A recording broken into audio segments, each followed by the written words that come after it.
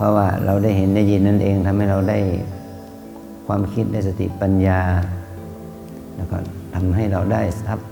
สมบัติได้ความสุขสิ่งเหล่านี้อันนี้มองในแง่ที่ว่าเป็นบวกมีค่าแต่ถ้าต้องการให้มันเพิ่มค่าล่ะเห็นอย่างไรเนาะมันจะมีค่ามากกว่านั้น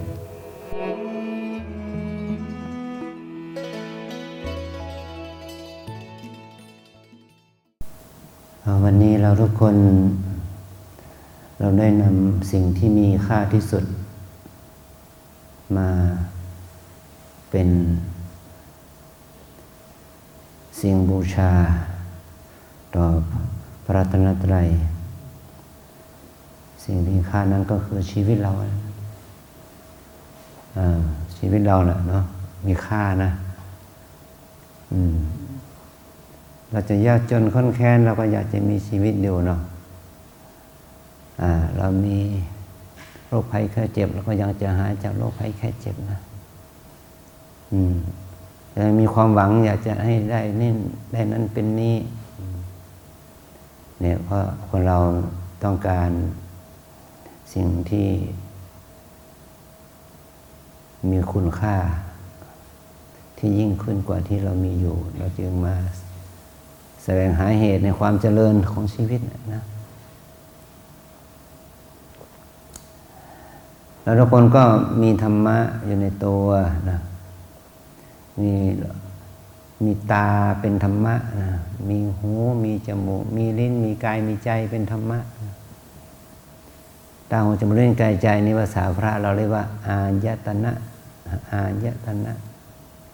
แปลว่าที่ต่อหรือบ่อเกิดของสังสาระบางทีนักเติมว่าสังสารทุกข์นะเรามีตาแหละจึงได้ทำให้เรามีทุกข์กับการเห็นเนาะจริงอยู่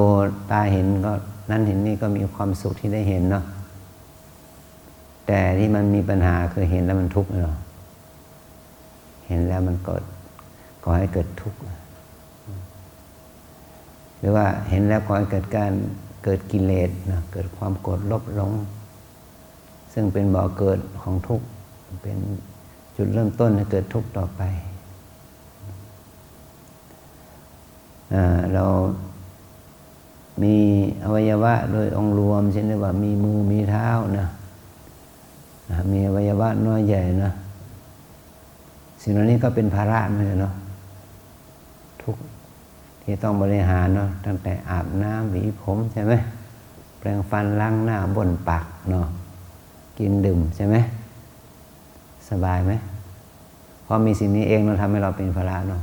ต้องหาเงินซื้อเสื้อผ้านุ่งห่มต้องเสียเงิน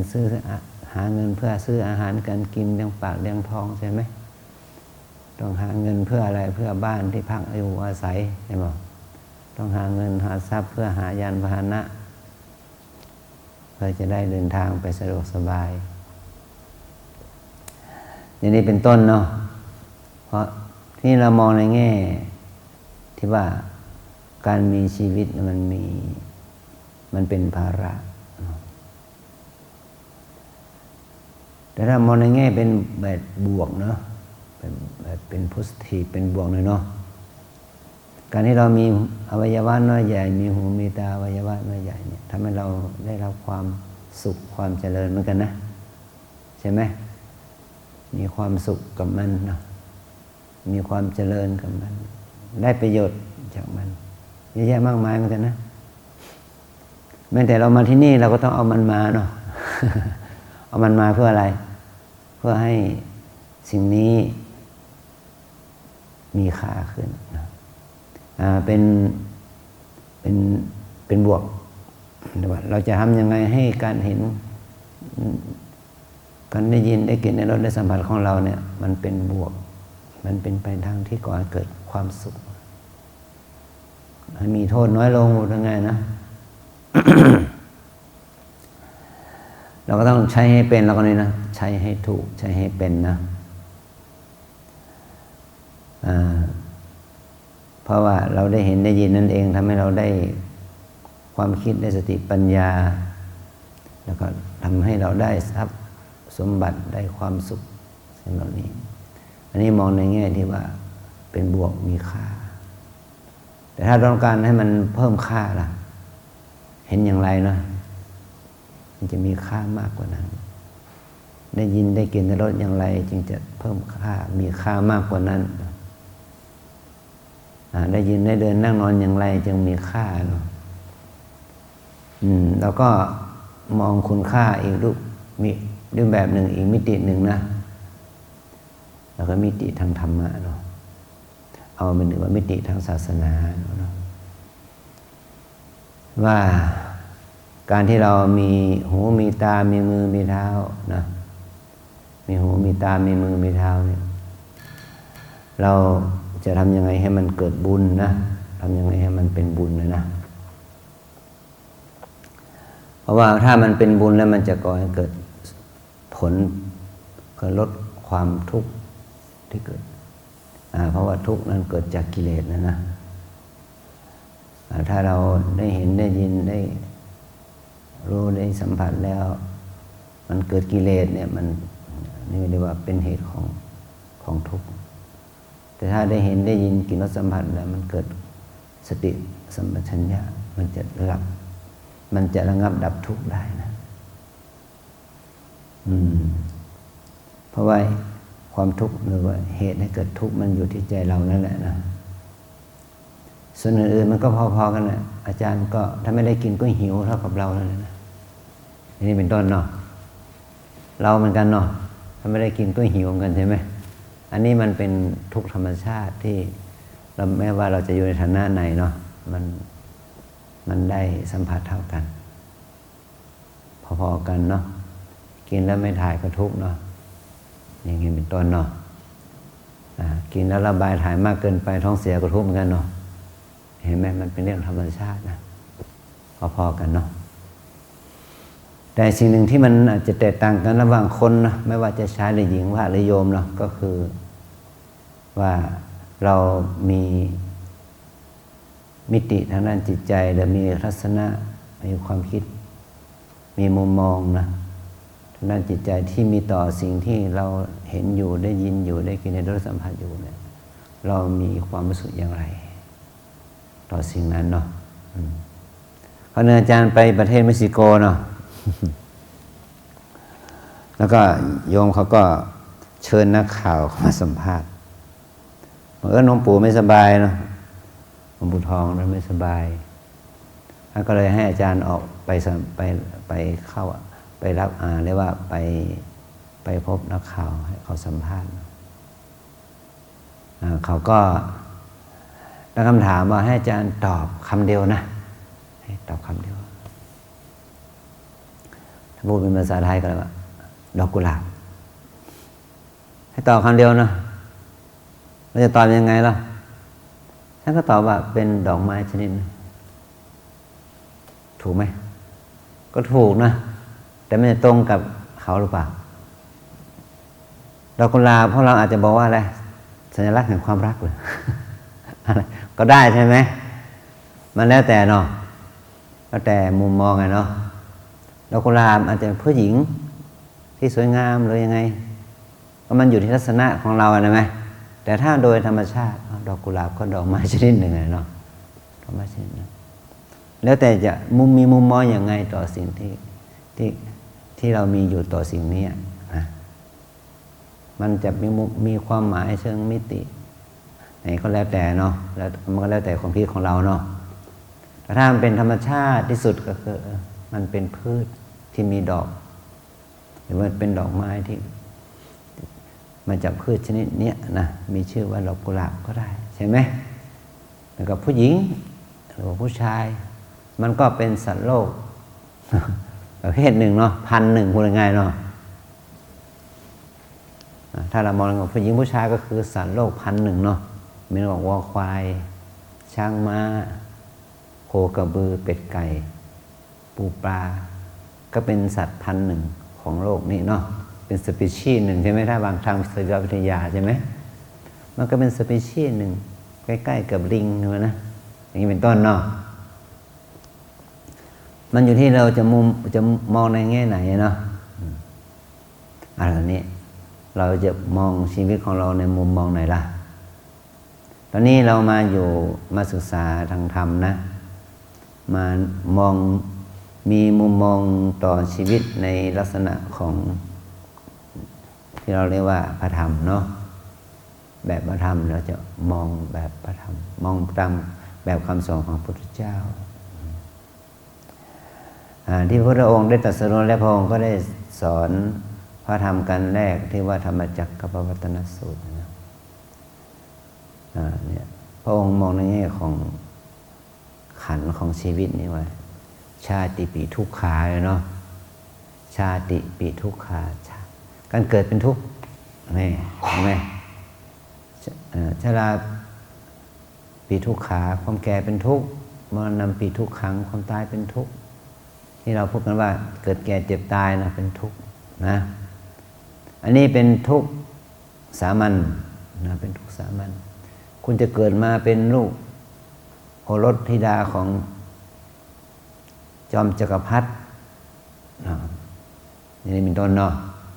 เป็นโอรสธิดาของพระราชามหากษัตริย์หรือเป็นลูกของมหาเศรษฐีพระมหาเศรษฐีจนมันเกิดมาเป็นลูกของยาจกคนขอทานเกิดมาก็มีทุกข์เหมือนกันเนาะทุกข์แก่ทุกข์เจ็บทุกข์ตายตามมาเนาะเหมือนกันหมดฉะนั้น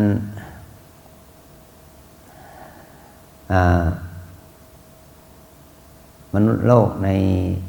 ที่มีอยู่ในปัจจุบันนี้เนาะ7,000 ล้านคนเนี่ยนับตั้งแต่วันนี้ที่เขาเกิดแหววันนี้เนาะอีก100 ปีเนี่ยเนาะนับจากในวันนี้ไปนะอีก100 ปีเนี่ยคนที่เกิดวันนี้เป็นต้นเนาะนับตั้งแต่วันนี้จะเหลือเขาจะเห็นปีถ้าเป็นปีคริสต์ศักราชเรียกว่า2123จะเหลือไม่เกิน100,000 คนจะถึงหรือเปล่าไม่รู้เนาะเพราะคนที่จะรู้100 ปีนี่มันจะมีสัก100,000 คนไหมทั่วโลกนี่เนาะที่มีอายุถึง100 ปีได้เนาะคนไทยนี่จะมีถึงสัก1,000 คนไหมที่จะรอบเห็นปีพุทธศักราช2666 2666โอ้ดีเนาะอยู่ต่อนะให้หนูนะหนุ่มนะให้เธออยู่ต่อจนถึงเห็นปีพุทธศักราช2666เธอจะเห็นไหมนี่ถ้าปี2566เธอจะอายุเท่าไหร่100กับเท่าไหร่ฮะเธอจะอายุเท่าไหร่100กับกี่ปีฮะตอนนี้อายุเท่าไหร่ล่ะ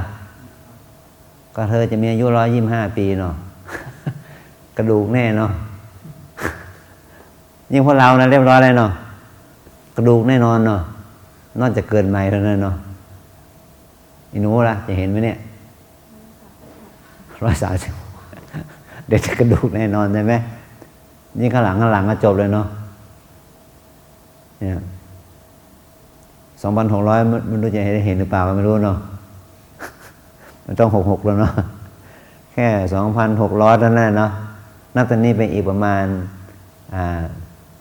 เท่าไหร่66ก็34 ปี34 ปียังไม่แน่ใจว่าจะรอดเนาะระดับใช่ไหมอีก34 ปีที่ไม่รู้จะรอดหรอกอย่างอาจารย์ถ้าอีก34 ปีนี่ก็97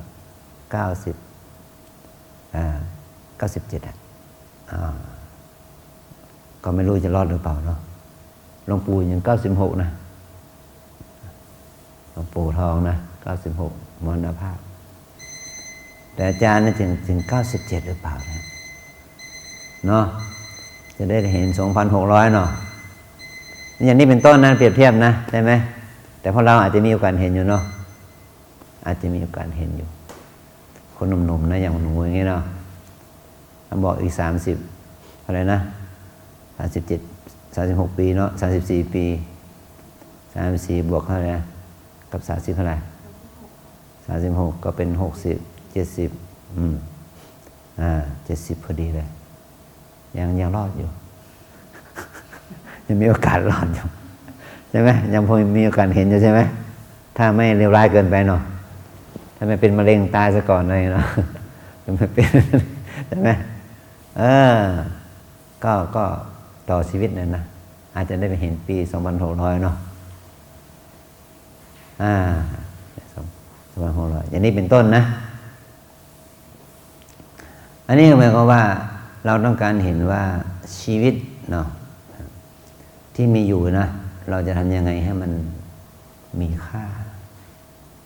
เนาะมันมีค่าเพราะว่าพวกเราทุกคนจะต้องก้าวไปสู่ความตายกันหมดสิ้นเนาะแค่ว่า7,000 กว่าล้านคนอีก100 ปีนี่มันเหลือไม่ถึงแสนเนาะคนที่เกิดตั้งแต่วันนี้เป็นต้นไปนะไม่แน่มันไม่ถึงแสนหรอกที่เหลืออยู่ทั่วโลกเนาะคนนอนตายหมดเนาะพอเราไปก่อนเนาะพอเราเกิดมาก่อนเนี่ยก็ไปก่อนเนาะอย่างนี้เป็นต้นนะอันนี้โอ้โหคนต้อง7,000 ล้านนี่ตายภายใน100 ปีเนาะน่ากลัวเหมือนกันนะคิดถึงมันเนาะมันจะตายวันละกี่ศพเนาะทั่วโลกเนี่ยมันจะตายวันละกี่ศพเนาะลองคิดดูเนาะเพราะเรา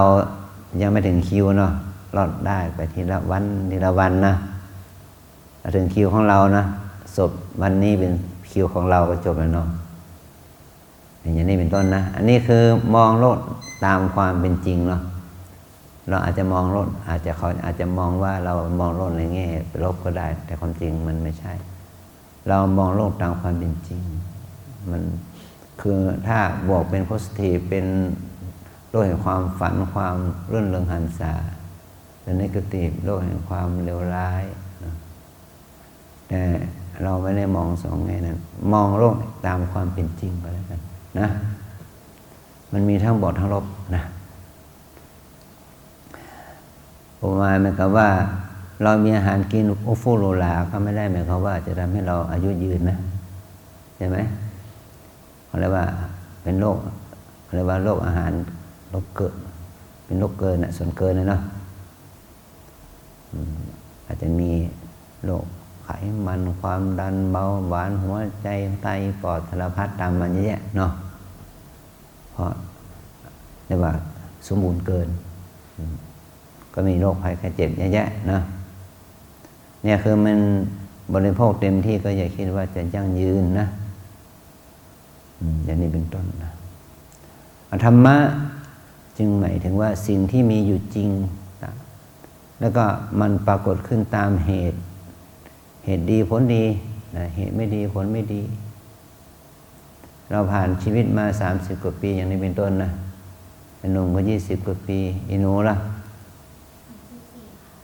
34นะไม่เบานะเราเนี่ยนะ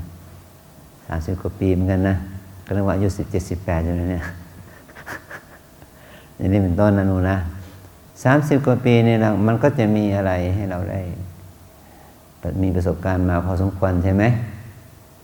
เห็นได้รู้ได้เห็นอะไรมาหลายอย่างก็คือว่าได้ดังใจบ้างไม่ได้ดังใจบ้างนะสำเร็จบ้างล้มเหลวบ้างใช่ไหมมีทุกข์บ้างมีสุขบ้างเนาะมันก็มีให้เราเห็นนะต่อไปก็มาถามตัวเองว่าแล้วเราจะอยู่ไปอย่างไรจึงจะให้มันมีทุกข์น้อยๆหน่อยนะเราจะทำยังไงให้เรามีทุกข์น้อยหน่อยเนาะตัวนี้คือตัวสิ่งที่เราจะต้องพิจารณาเนาะพิจารณาว่าผลที่จะพึงได้นะคืออะไรเนาะ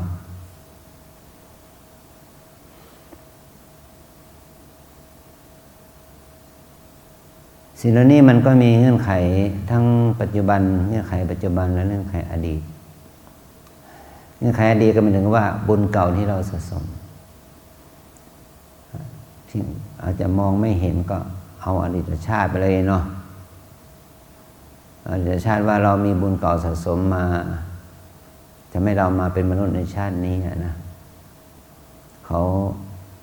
เรามีเงินติดกระเป๋ามาเท่าไหร่พูดง่ายๆเนาะมีทรัพย์การที่จะไปทำงานต่างประเทศอย่างนี้เนาะ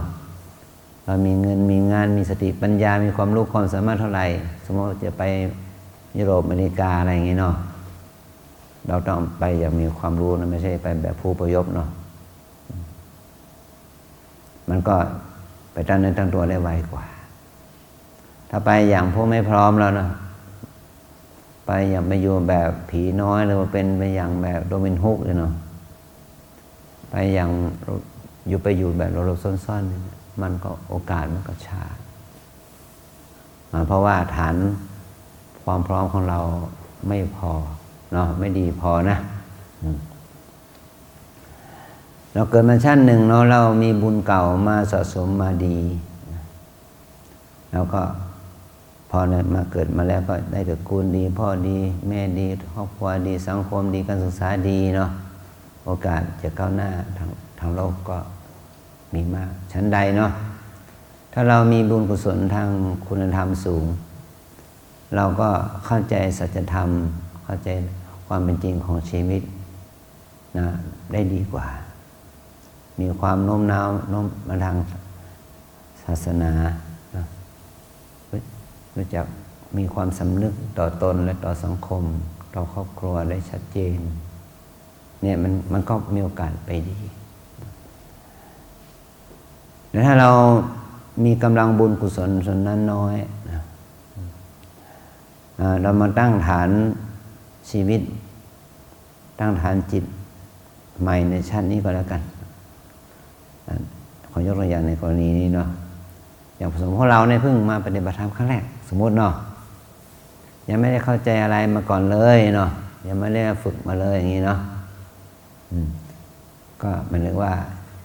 อย่างน้อยก็อายุ25 ปีนะอย่างหนุ่มน้อยเนาะสตาร์ทที่25ก็ถือว่าไม่สายนักถ้ามองในแง่ของการเข้าสู่วัดของคนยุคปัจจุบันนี้นะดังนั้นการที่เรามีโอกาสได้มาฝึกฝนอบรมภาวนาจริงอยู่เราอาจจะตอนนี้เราเป็นเด็กอาจจะเข้าวัดทำบุญตักบาตรอะไรบ้างเนาะไปพระสวดมนต์นิดๆหน่อยๆตามสมควรเนี่ยแต่ว่ามันแบบจะให้เข้าถึงตัวธรรมที่ชัดเจนและเข้มข้น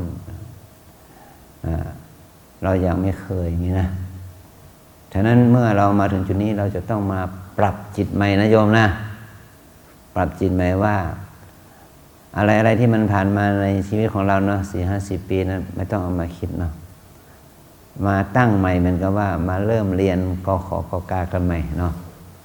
เรียกว่าตัวอักขระทุกตัวอักษรทุกตัวให้มันเป็นตัวธรรมะอย่างนี้เนาะประเภทนั้นเนาะหายใจทุกลมหายใจให้มันเป็นบุญเนี่ยนะหายใจเป็นบุญเนาะเอายกตัวอย่างการหายใจเป็นต้นนะเราหายใจตั้งแต่เกิดเนาะพอคลอดออกมาเราหายใจแต่เราไม่ได้หายใจได้บุญไม่ได้หายใจเอาบุญเนาะเป็นการหายใจเลี้ยงกายมาตลอดนะเนี่ยจนเราเรียกว่าเราหายใจมาแบบจากที่ธรรมดาต้องมีแมสใส่จมูกเนาะทำไมล่ะหายใจต้องใช้แมสละก็เพราะว่าอากาศที่ใช้หายใจมันมีเชื้อนะเราไม่มั่นใจเนาะเราใส่แมสเสียเนาะอันนี้ก็เพราะว่าเรามีลมหายใจอยู่นะแต่อากาศที่ใช้หายใจอาจจะมีความเป็นพิษมีความสะอาดสกปรกไปตามเหตุปัจจัยเนาะแต่นี่มันก็เป็นเรื่องภายนอกแต่ตอนนี้เราจะหายใจเนี่ยแบบที่ว่าไม่ใช่หายใจเลี้ยงกายแต่ให้เราหายใจเลี้ยงจิตด้วยก็คือมีสติกับการหายใจพอเรามีสติกับการหายใจเราจึงเรียกการหายใจนี่เป็นพิเศษเขาเรียกว่าเป็นกรรมฐานบทหนึ่งนะเขาเรียกว่าเป็นอารมณ์กรรมฐานบทหนึ่งที่เราเรียกว่าอานาปานสติอานาปานสติสติที่เกิดขึ้นจากการรู้ลมเข้าลมออกนะเราเอาสติเอาสมาธิเอาความเพียรมาจดจ่อที่ลมเข้าแล้วก็ลมออกต้นลมอยู่ที่จมูกเนาะกลางลมอยู่ที่ทรวงอกหรือปอดแล้วปลายลมอยู่ที่สะดือนะตอนนี้เราจะให้ฝึกให้พอเรามาฝึกดูปลายลมเลยนะ ต้นลมมันต้องดูมันก็ได้กลางลมก็ไม่ต้องดูเนาะส่วนกลางแต่ส่วนปลายลมเนี่ยดูที่ส่วนท้ายสุดเลยว่าหายใจยังไงให้มันท้องพองขึ้นมาได้หายใจออกท้องยุบเนาะจะอาการพองอาการยุบเนี่ยทำไมมันต้องมาหายใจดูพองดูยุบนะก็ต้องการให้เราหายใจลึกหายใจยาวต้องการให้เรานี่มีความใส่ใจเป็นพิเศษนะเพราะมันฟุ้งง่ายถ้าดูถึงนี้นะเราต้องหายใจลึกๆยาวๆถ้าไม่รู้สึกจริงเอามือกุมที่หน้าท้องเนาะรู้ว่าหายใจเข้ารู้ว่าหายใจออกที่หายใจเข้ามันท้องพองขึ้นหายใจออกมันท้องยุบลงถ้าไม่รู้สึกจริงก็นึกเอามือแนบนะจนรู้สึกว่ามันพองขึ้นมันยุบลงเนาะเป็นการฝึกให้เรามีอะไรมีสติมีสมาธิมีความเพียรมันได้ประโยชน์ทั้งสองอย่างคือประโยชน์ทางกายคือว่าเราหายใจได้ยาวเนี่ยเราก็ได้ออกซิเจนมากปอดก็ขัดถ่ายออกเนาะเยอะทำให้เราเป็นคนหายใจลึกคุณหมายความว่าเราเขาวัดคุณภาพปอดของเราเนี่ยดีไม่ดีเขาดูที่การเป่าลมเป็นต้นเนาะถ้าอัดลมได้เต็มที่มันก็กันแทกสเกลออกยาวหน่อยเนาะได้ตัวเลขสูงเนาะ1 2 3 4 5 6 8 9 10แล้วอะไรฟุตได้สเกลแค่3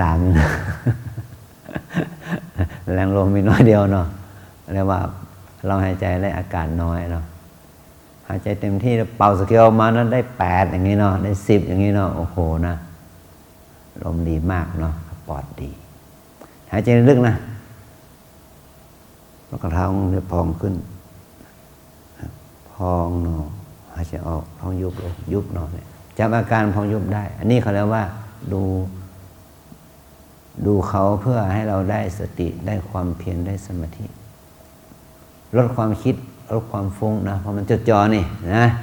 พอมันจดจ่อมากมันก็รู้ปัจจุบันขณะได้มากนะอันนี้เรียกว่าเป็นการดูอาการพองยุบจำอาการพองอาการยุบจากการที่เราหายใจเข้าหายใจออกอันนี้อยู่ในกลุ่มของบทธรรมว่ากายานุปัสสนาระลึกรู้ตามอาการของกายสติที่เกิดขึ้นโดยอาศัยกายเขาเรียกว่ากายานุปัสสนาสติปัฏฐานจำอาการของลมหายใจเข้าออกเป็นต้นนะจำอาการตึงอาการหย่อนเขาเรียกว่าธาตุมนสิการแปลว่าเห็นอาการของธาตุลมตึงหย่อนอาการตึงอาการหย่อนเนี่ยเป็นธาตุลมนะที่ธาตุลมมันมีหลายอย่างลมหายใจเข้าออกก็เป็นธาตุลมภายนอกแต่การตึงอาการหย่อนนี่เป็นธาตุลมภายในนะธาตุลมภายในเราคู่เราเหยียดกำมือแบมืออย่างเงี้ยนะมันก็นี่ธาตุลมเท่านั้นนะกระพริบตาได้เนาะขยับปากขยับคางนะอันนี้ก็คือธาตุลมนี่เป็นลมภายในนะแล้วก็มีสติกำหนดรู้อาการของกายนี้นะเรียกว่ากายานุปัสสนาสติปัฏฐานเดินเนาะขวาย่างซ้ายย่างขวาย่างหนอซ้ายทุกคนก็เดินเป็นตั้งแต่อายุขวบ2 ขวบแล้วเนาะแต่เราเดินไม่ได้บุญนะตอนนี้เราก็มาฝึกเดินใหม่นะเดินก็ได้บุญฉะนั้นมาวัดลำเปิงต้องเอาบุญทุกอย่างเนาะแม้แต่หายใจก็ได้บุญเดินก็ได้บุญเดินให้มันได้บุญยังไงก็คือมีสติกับการเดินยกเท้าขึ้นรู้ไหมก้าวไปรู้ไหมเหยียบไปรู้ไหมถ้าเรายกเท้าขึ้นเนี่ยเอาขวาก้าวไปเนาะย่างพอฝ่าเท้าแต่พื้นก็หนอเราให้มันได้1 ช่วงฝ่า1 ช่วงเท้าเนาะให้เท้าไม่ใช่ยืดไกลนะแค่ให้เท้าตรงให้เข่าตรงนะขวาย่างหนอ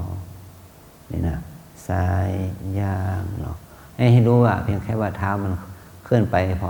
ให้มันเข่าตรงครับนะแค่นั้นพอละจำอาการของเท้าที่เคลื่อนไหวนี่เขาเรียกว่าเป็นกายานุปัสสนาสติปัฏฐานนะดูอาการของเท้าเคลื่อนไหวนะหรือว่าอิเนียบทย่อยเช่นการกราบเป็นต้นเนาะพลิกนอพลิกนอพลิกนอเนี่ย อันนี้ก็เป็นอาการของกายชนิดหนึ่งก็อยู่ในกลุ่มกายานุปัสสนาสติปัฏฐานนะพอเราปฏิบัติไปเนาะอย่างกรณีเรานั่งนานๆอย่างนี้นะมันเริ่มมีอาการแล้วเนาะขยับเนาะถ้าไม่ถึงขยับแล้วชาปวดเมื่อยเนาะอาการปวดอาการชาอาการเมื่อยมันเกิดขึ้นเราก็มีสติกำหนดอยู่นะปวดหนอรู้ว่าปวดเนาะรู้ว่าชาหนอรู้ว่าชาเจ็บหนอรู้ว่าเจ็บท่านเจ็บทั้งปวดทั้งชามันอยู่ในกลุ่มเรียกว่าทุกข์เนาะอยู่ในกลุ่มของทุกข์นะทุกข์กายเนาะการเมื่อยการปวดการเจ็บการชาหิวกระหายปวดหนักปวดเบานะปวดแข้งปวดขาปวดเส้นปวดเอ็นปวดหัวตัวร้อนอะไรเนาะอันนี้อยู่ในกลุ่มของคำว่าทุกข์เนาะทุกข์ทางกายภาพทุกข์ทางกายแต่ถ้าดีใจอิ่มใจสบายผ่อนคลายรีแลกซ์นี่เนาะเรียกว่าสุขเนาะหัวเราะยิ้มได้เนาะ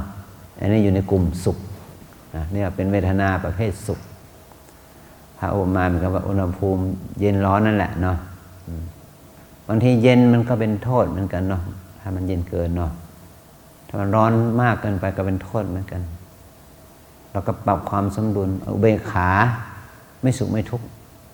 เนาะก็เป็นเวทนาอีกประเภทหนึ่ง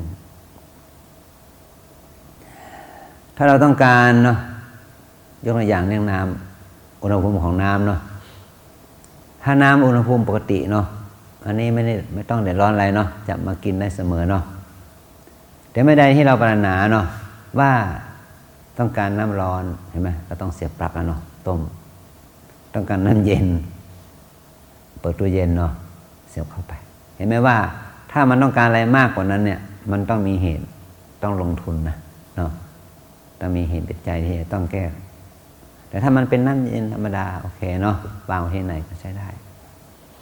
ชีวิตของเราเนี่ยบางทีที่มันร้อนเกินไปก็เพราะเกิดจากความขวนขวายของเราเหมือนกัน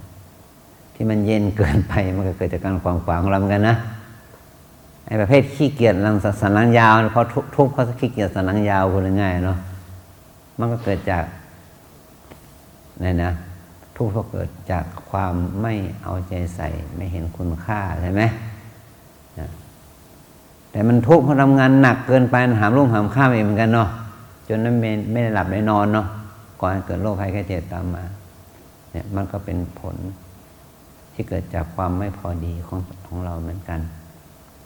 จนเวลาเรามาปฏิบัติก็คือปรับสมดุลนะปรับสมดุลคือความขยันแบบมีสติให้มันพอเหมาะพอดีเช่นเรานั่งนานๆนะมันปวดเดือเกินไม่ไหวนะก็อยากเปลี่ยนเนาะอยากเปลี่ยนเนาะขยับเนาะขยับเนาะได้เนาะแต่ถ้ามันแค่15 นาทีอดทนเอา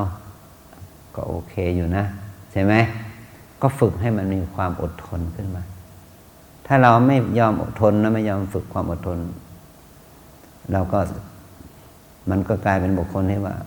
ไม่สามารถควบคุมอารมณ์ตัวเองได้ต้องฝึกควบคุมตัวเองบ้างเนาะอารมณ์ตัวเองบ้างเนี่ย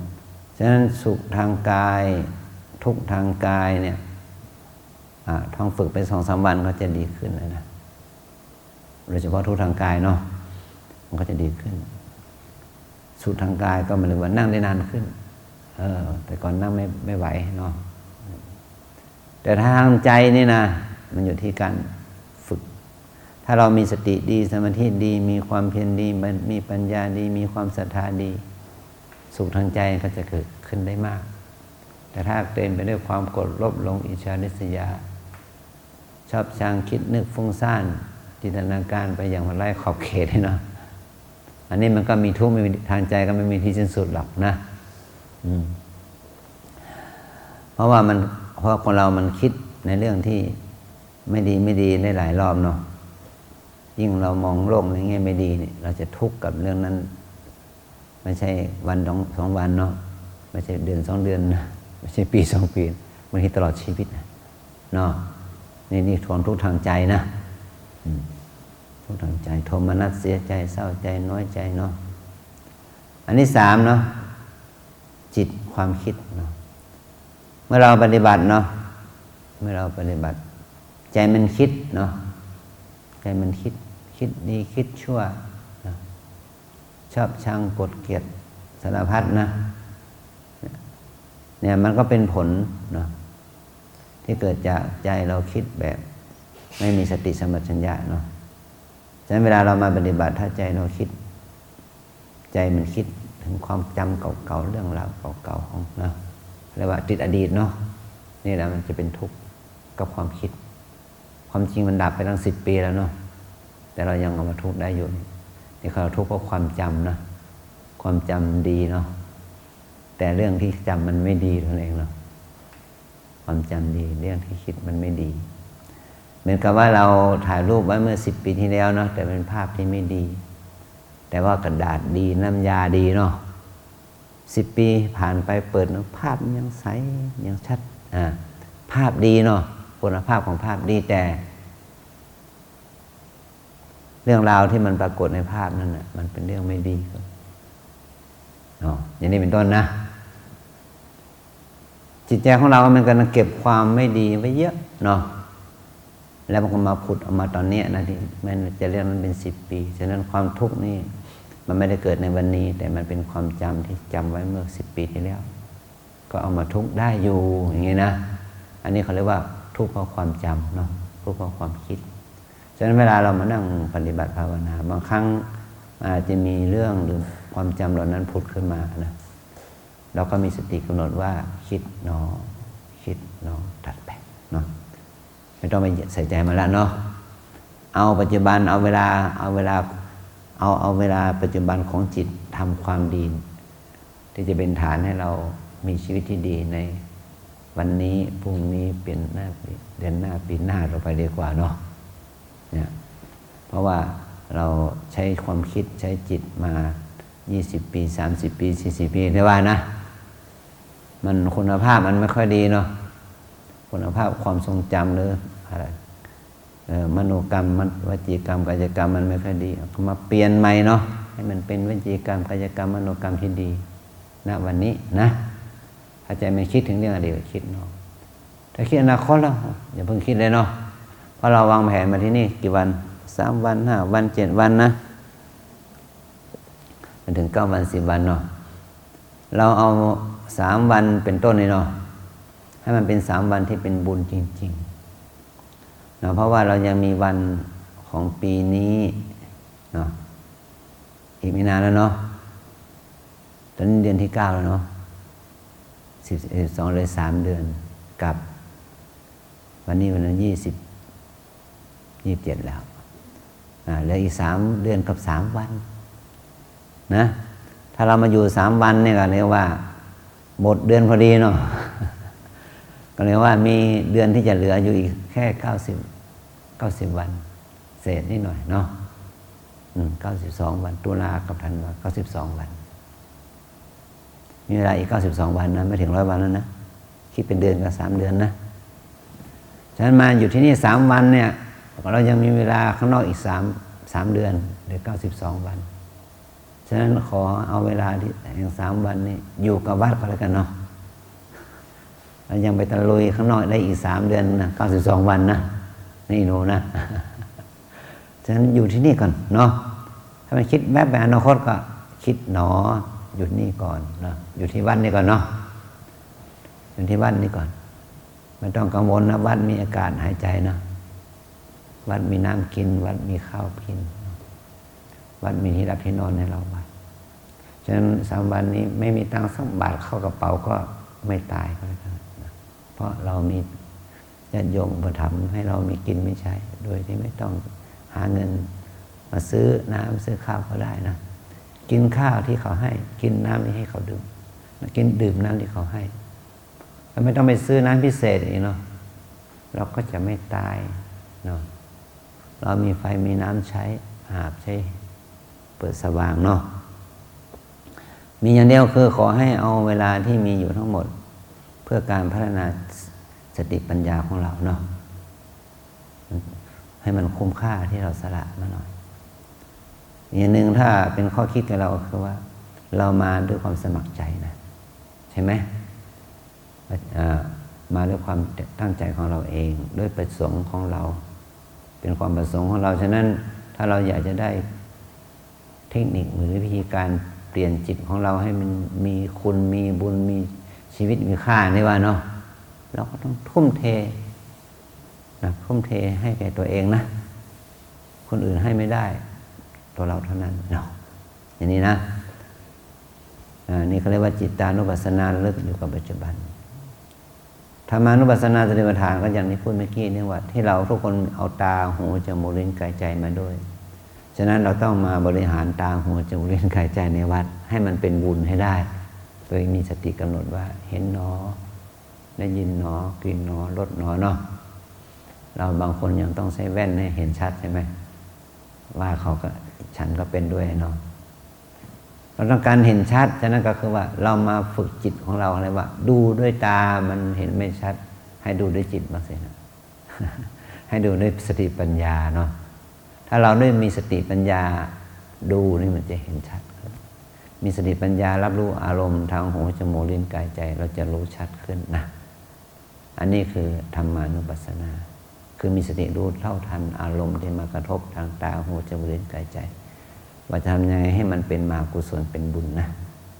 เอาทุกคนบรรนมมือว่าตามอาจารย์นะวิปัสสนากรรมฐานตามแนวสติปัฏฐานมีสี่อย่างหนึ่งกายสองเวทนาสามจิตสี่ธรรมวิปัสสนากรรมฐานตามแนวสติปัฏฐานมีสี่อย่างหนึ่งกายสองเวทนาสามจิตสี่ธรรมหนึ่งกายสองเวทนาสามจิตสี่ธรรมหนึ่งกายสองเวทนาสามจิตสี่ธรรมกรรมฐานสี่ตัวนะกายเวทนาจิตธรรมนะมีสี่ตัวนี้นะกินน้อยนอนน้อยพูดน้อยนะปฏิบัติให้มากนะอย่างที่กล่าวแล้วว่าเรามีเวลาจำกัดนะ3 วันหลายคนเกินเรามาแค่3 วันให้มันเป็น3 วันอยู่ในวัดนะจะเป็น3 วันฟุ้งซ่านกระโดดข้ามกำแพงนะ เข้าใจเนาะอยู่ในวัดเถอะเนาะมีเวลาอยู่ข้างนอกอีก3 เดือนเนาะก็จะสิ้นปีเนาะ92 วันนะก็จะหมดแล้วเนาะฉะนั้นมีเวลา3 วันอยู่ที่นี่ก็ขอให้อยู่วัดจริงๆวัดอะไรมาวัดอะไรเนี่ยโอ้เก่งมากแสดงว่าทุกคนอ่านออกเนาะอ่านที่กระดานวัดหรือว่าป้ายวัดเนาะวัดมาวัดลำเปิงมาวัดอะไรเนาะมาวัดลำเปิงมาวัดอะไรฮะ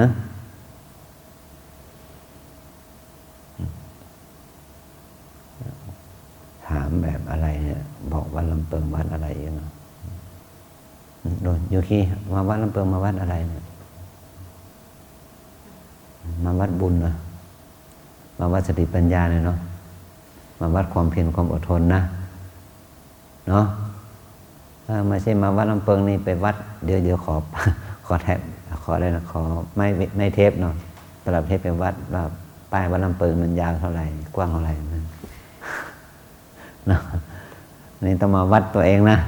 วัดใจแล้วเนาะวัดบุญวัดบาปวัดดีวัดชั่ววัดความเพียรความขยันความอดทนนะวัดสติปัญญาของเราเนาะวัดความรู้ความเข้าใจกับความจริงของชีวิตเรานะไม่ต้องมาศึกษาไม่ต้องมาดูวัดลำเปิงเนาะมาดูใจตัวเองดีกว่าไม่ต้องดูว่าลำเปิงเป็นยังไงบ้างเลยนะความจริงแล้วคือมาดูใจตัวเองมาดูสติปัญญาตัวเองมาดูความเพียรความอดทนของตนนะนี่คือดูให้ถูกที่นะไม่ต้องดูเขานะดูเราเนาะดูใจเรามีเวลาจำกัดนะอาจารย์อยู่ที่นี่มา30-40 ปียังดูไม่ทั่วเลยเนาะคือว่านับก้อนอิฐกำแพงว่ามีกี่ก้อนยังไม่นับเลยเนี่ยเห็นไหมวัดก้อนอิฐที่สร้างเจดีย์เขาสร้างมันมีกี่ก้อนเนี่ยอาตมายังไม่นับเลยโยมฉะนั้นโยมไม่ต้องมานับหรอกอาตมาอยู่นี่ร่วมเกือบ40 ปียังไม่นับเลยนับไม่ได้ มันก็ไปนับมันเนาะแต่นับใจตัวเองหน่อยเนาะเข้าใจนะแค่นี้นะ